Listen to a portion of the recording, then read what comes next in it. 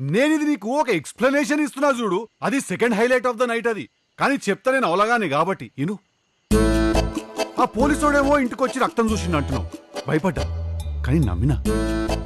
మళ్ళా వాన్నేమో మంచానికి గట్టేసిన అంటున్నావు, నమ్మకం బాయ్, సారీ. ఇప్పుడేమో వాడికి వీడియో ఇచ్చిండు అంటున్నావు, అవసరం అట్లున్నది, నమ్మినా. కానీ వాడి రూపాయి గుడి లేదంటున్నావు.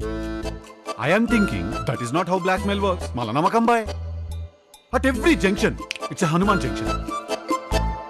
ఈ అన్నిటికంటే రాధిక, నేను షానన్ గాన్ బెడ్రూమ్ లో చూసిన డిస్టర్బింగ్ విజువల్. ఆ బాటిల్తో తలపాలు కొట్టు. నువ్వేం అనుకో గానీ వెయిటేజ్ దానికే ఎక్కువ ఉన్నది రాధిక. అది మానసికంగా బాగా డిస్టర్బ్ చేసింది నన్ను, సైకలాజికలీ.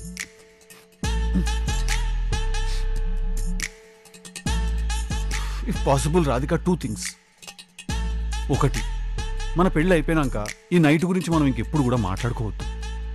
రెండోది, బ్లాక్ శారీ స్టాప్ చేసేసి, ఇంకా నువ్వు బ్లాక్ క్లోత్సే స్టాప్ చేసేసి. It's haunting. Need some alone time.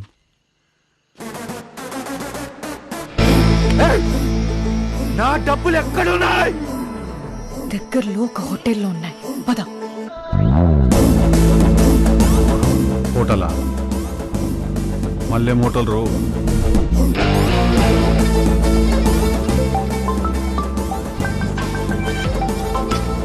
Marcus చెప్పు. ఏ బిర్యానీ మూడులో మార్కస్ నేను బొక్కలు మెడలేసుకుని తిరుగుతుంటే ఏం కావాలి చెప్పు. ఏందన్నా అట్లా మాట్లాడుతూ? మీ డాడీ మోడ నీకోసం తినకుండా కూర్చుండు, నువ్వేమో okay, thank you, so sweet of him. ఏమో అన్నా, నువ్వేం మాట్లాడుతున్నావో ఏమో. నువ్వు డాడీకి ఒక మ్యాటర్ చెప్పు. ఆయనకి నాకు లైఫ్ మీద చిన్న చిన్న అభిప్రాయ విభేదాలు ఏమైనా ఉండొచ్చేమో కానీ ఆయన అంటే నాకు చాలా ఇష్టం. Please convey to him. అసలు ఏడున్నావు అన్నా, ఏం చేస్తున్నావు? ఏమంటే ఏం చెప్పాలరా మార్కస్, ఒక ల్యాండ్ ఉన్నది, అది మన సొంతము, మన పర్సనల్ అని అనుకున్నా నేను.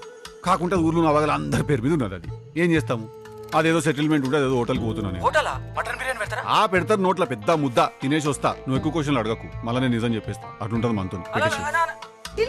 ఎంతసేపు? వస్తున్నా. అమ్మాయి చేసేవన్నీ దేవుని పూజలు, దూరేవని గబ్బు గుడిసేదని. లేవు, స్టీరింగ్ ముట్టకు లేవు.